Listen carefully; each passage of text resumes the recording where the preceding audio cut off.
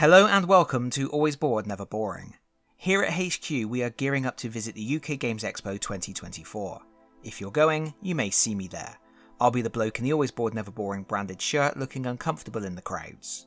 But that being the case, there's only time for a quick video today, so I thought it was a good opportunity to show you this. This is the Middle-earth The Wizard's Companion from 1996. Some of you may recall that last year I reviewed the really rather excellent Middle-earth Collectible Card Game.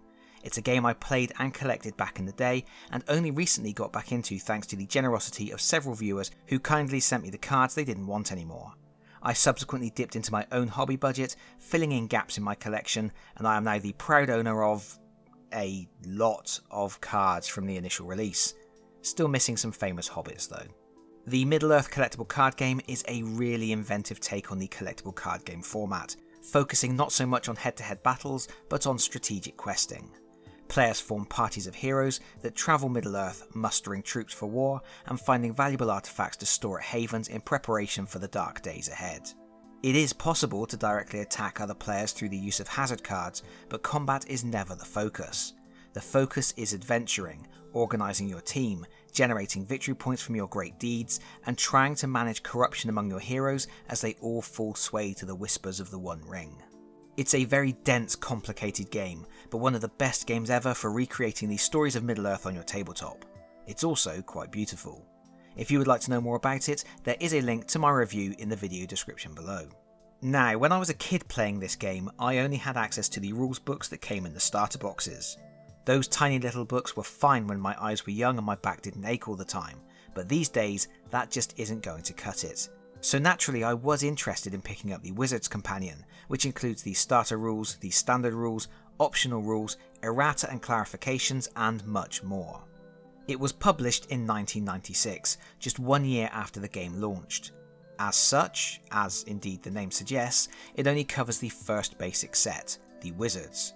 You aren't going to see anything in here from the first expansions, the dragons and dark minions, or the subsequent sets, such as the Lidless Eye, the White Hand, and the Balrog. It's limp back with 96 black and white pages and another 8 pages of colour content at the end. Comes punched with 3 holes as standard so you can pop it into your card binder. Don't think that's been done by a previous owner if you're buying it second hand, and it is packed with useful material.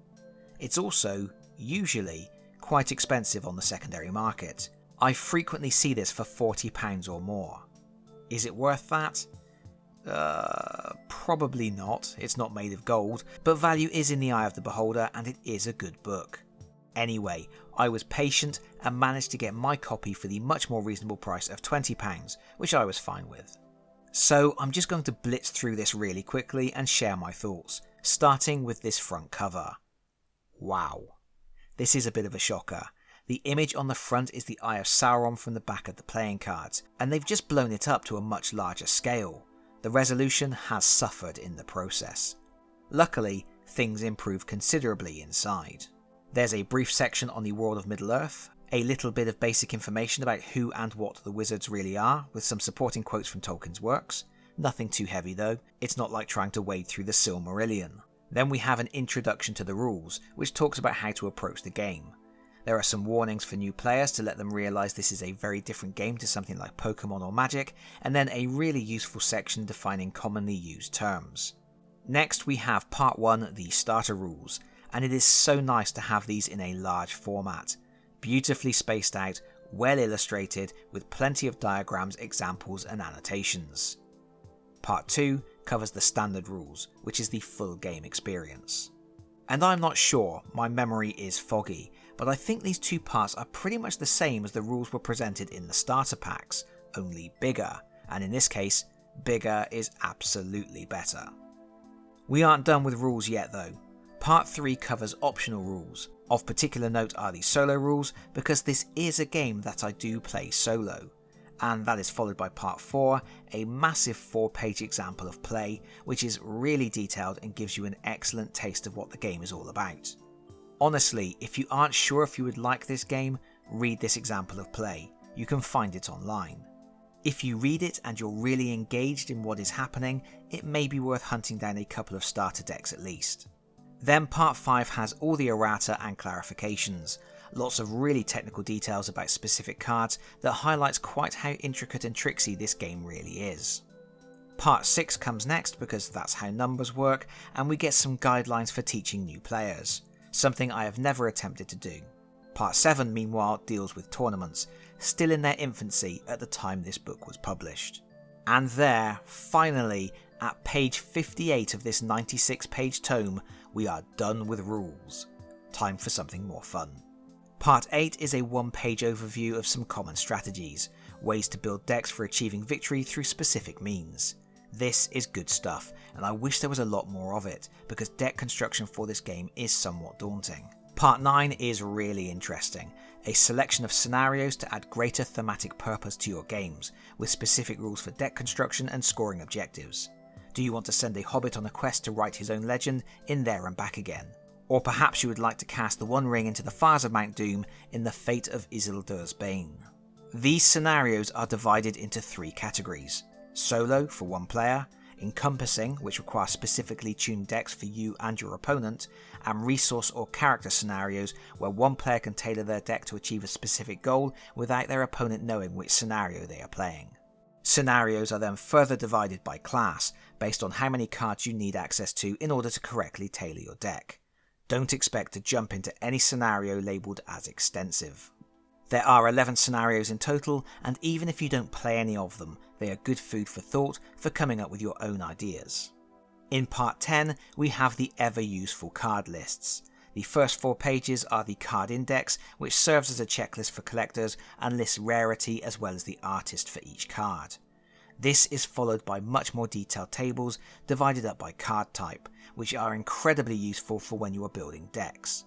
The tables for items, events, allies, factions and hazards list vital information like how many marshalling points, that's victory points, a card will score, where you can play them, and any other cards that are essential for related combos, along with associated cards which affect or may be affected by the card during gameplay.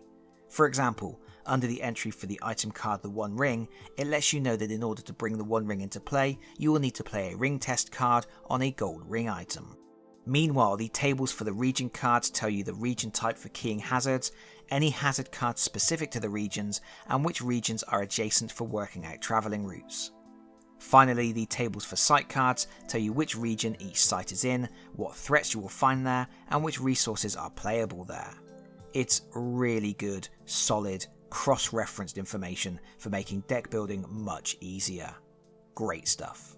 Part 11 is the Appendices. No great work of Tolkien is complete without an appendix. This has the full credits for the game design, and then useful stuff like combat modifiers, definitions for icons, a turn summary, and, thank goodness, an index. That just leaves the full colour section which, aside from some explanations of the different card types, has a selection of useful maps. Each of the 6 maps has a legend highlighting a different type of key information useful when deck building or when playing the game. The first map shows the regions with their type. The second shows sites and the resources playable at them. The third shows the home sites for each character. The fourth shows sites where certain resources must be played. The fifth map is for region-specific hazards, and the last map is for site-specific hazards. And these are very nice, full of useful information, and for me, totally bloody useless. Some bright spark marked all the regions with red lines over the predominantly green maps. Being colourblind, I can't see a bloody thing. Thankfully, there are lots of really good maps available online because otherwise I would be screwed. And that is that. That's all I have to say. I'm glad to have this book in my collection. It's a little piece of the game's history. Obviously, it only covers part of that history. The game expanded well beyond the scope of what's presented here. But for collectors or anyone who is mainly interested in the original Wizards set, this is a good book packed with really useful information. And rules with nice big text for tired old eyes. I have no idea if this video has been interesting to anyone, but if you liked it, please do consider pressing the like button. If you really liked it, please consider subscribing if you don't already do so, and hopefully, I'll see you all again very soon. Bye bye everyone, bye bye.